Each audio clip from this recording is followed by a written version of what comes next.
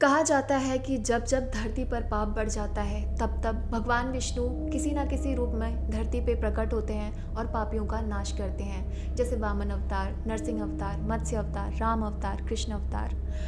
शास्त्रों में लिखा है कि भगवान विष्णु के 10 अवतार होंगे, जिनमें से वो 9 अवतार ले चुके हैं, लेकिन उनका आखिरी और अंतिम अवतार यानी कल्कि अवतार कलयुग में होना अभी बाकी है। ऐसा माना जाता है कि जब कलयुग अपनी चरम सीमा पर होगा तब भगवान विष्णु कल्कि अवतार लेकर कलयुग का अंत करेंगे और धर्मयुग की स्थापना करेंगे। लेकिन कल्कि अवतार के बारे में आज भी रहस्य बना हुआ है कि भगवान कल्कि का अवतार कब होगा। तो AGSKI 360 के इस माइथोलॉजिकल वीडियो में जानते हैं आज कल्कि अवतार के बारे में।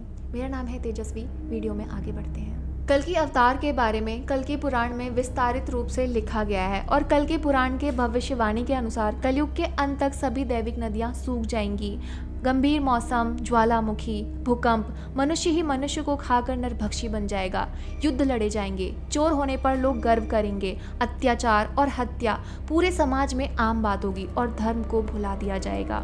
हर कोई जंगली लोगों की तरह व्यवहार करेगा। इन सिंपल वर्ड्स प्रलय जैसे आसार होंगे और तभी भगवान कल्कि विष्णु भगवान के अंतिम अवतार धरती पे प्रकट होंगे और उनका जन्म हिमालय के अंतिम गांव शंबाला में होगा। पिता का नाम विष्णु यश और माता का नाम सुमति। भगवान कल्कि के साथ ही माँ लक्ष्मी भी माँ पद्मा के रूप में अवतार लेंगी। भगवान शिव और माँ पार्वती ने उन्हें यह वरदान दिया था कि वो भगवान विष्णु को अपने पति के रूप में प्राप्त करेंगे और साथ ही उन्हें यह भी वरदान मिला था कि अगर कोई मनुष्य उन्हें वासना की नजर से देखेगा तो वो स्त्री बन जाएगा। तो इसके बाद माँ पद्मावती के लिए एक स्वयंवर रचाया जाएगा जहाँ बहुत सारे राजा आएंगे और अगर वो माँ को वासना की नज़र से देखेंगे तो वो स्त्री बन जाएंगे, जहाँ पर भगवान कल्कि बाद में पहुँचेंगे और उनसे विवाह करेंगे। इसके अलावा भगवान कल्कि का एक और विवाह होगा माता रमा से। माता रमा से उनके 2 पुत्र होंगे, बालाहाका और मेघमाला, और माता पद्मा से उनके 2 पुत्र होंगे, जय और विजय। इसके पहले लिए गए अवतारों के विपरीत भगवान कल्कि इस बार पापियों को उद्देश्य या उपदेश देने के लिए अवतरित नहीं होंगे, बल्कि वो लाखों पापियों का वध करने आएंगे और धरती को बुराइयों से मुक्ति दिलवाएंगे।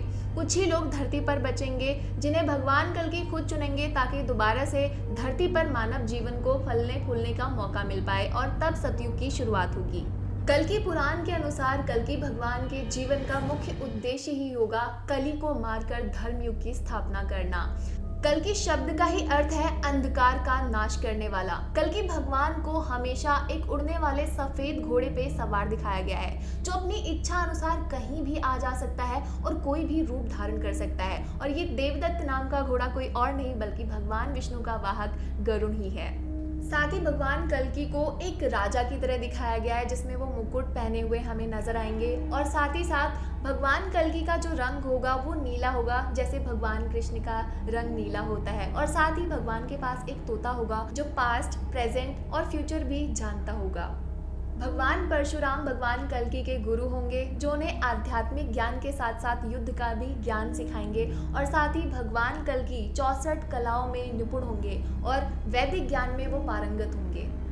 सबसे पहले भगवान कल्कि कीकरपुरा अपनी सेना के साथ जाएंगे। कीकरपुरा एक ऐसा राज्य होगा जहाँ पर ज़्यादातर लोग जो हैं वो है बौद्ध, और बौद्ध राज्य के जो कीकरपुरा के जो राजा होंगे वो जिना। सबसे पहले भगवान उनका वध करेंगे और बौद्ध साम्राज्य को हरा देंगे। बाद कुछ ऋषि भगवान कल्कि को राक्षसी कुठोद्री के बारे में बताएंगे जो इतनी विशाल है कि भगवान कल्कि के साथ साथ कुछ सेना और हाथी घोड़े भी खा जाएगी। जिसके बाद भगवान अग्नि शस्त्र का आह्वान करेंगे और राक्षसी कुठोद्री का वध कर देंगे। जिसके बाद अपनी माँ के मौत की खबर सुनकर राक्षसी कुठोद्री का पुत्र विकंजा भगवान के सैनिकों को परेशान करना शुरू कर देगा। जिसके बाद भगवान ब्रह्मास्त्र का आह्वान करके उसका भी वध कर देंगे। इसके बाद भगवान कल्कि अपने जीवन के उद्देश्य यानी कली की तरफ बढ़ेंगे। भगवान कल्कि अपने भाइयों और धर्मपरायणों के साथ कली के पसंदीदा जगह पहुंचेंगे। जैसे ही कली भगवान कल्कि के जीत के बारे में सुनेगा और विजय के बारे में सुनेगा, वो अपना राज्य विशासन छोड़कर भागने की कोशिश करेगा, लेकिन भगवान कल्कि की सेना उसे वापस रोक देगी और एक भयानक युद्ध छिड़ जाएगा। युद्ध छिड़ने पर भगवान कल्कि सबसे पहले कोका और विकोका नाम के 2 शक्तिशाली राक्षस का वध कर देंगे और साथ ही साथ वो कली को गंभीर रूप से घायल भी कर देंगे। और ऐसे में कली अपने गधे से उतरेगा और राजधानी लौट जाएगा।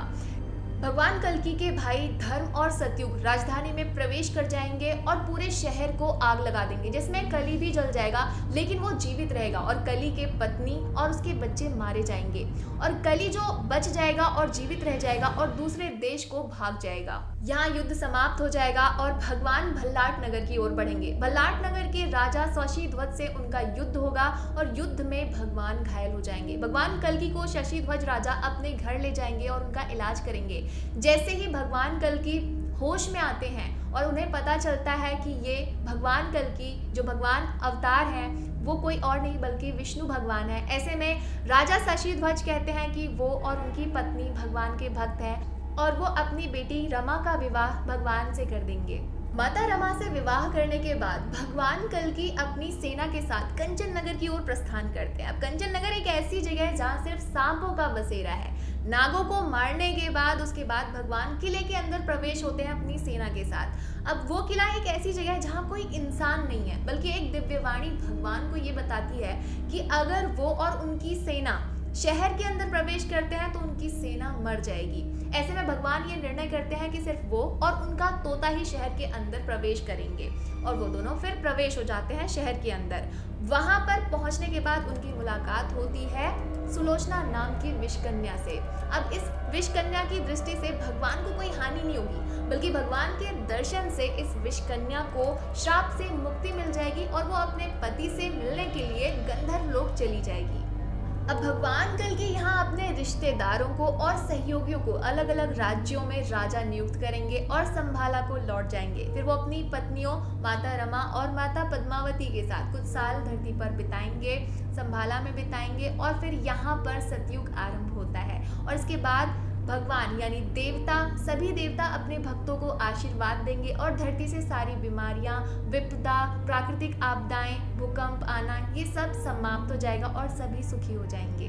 अब भगवान लगभग 1000 सालों तक संभाला पर शासन करेंगे, जिसके बाद देवता धरती पर आएंगे और उन्हें ये बताएंगे कि धरती पर उनका उद्देश्य खत्म हो चुका है। और जिसके बाद भगवान कल्कि अपने पुत्रों को राज्य का शासन सौंप कर और वन को चले जाएंगे और ध्यान में चले जाएंगे। अब यहाँ अगर हम कल्कि पुराण के कंक्लूजन की बात करें तो यहाँ कल्कि भगवान का कली को मारने के बारे में कुछ भी डायरेक्ट मेंशन नहीं किया गया, बल्कि कली जो है वो घायल होकर किसी दूसरे देश को चला जाता है और भगवान कल्कि जो है वो अधर्म से लड़ रहे हैं। वो कली से नहीं लड़ते बल्कि अधर्म से लड़ते हैं, जितनी भी बुराइयां हैं उनसे लड़ते हैं।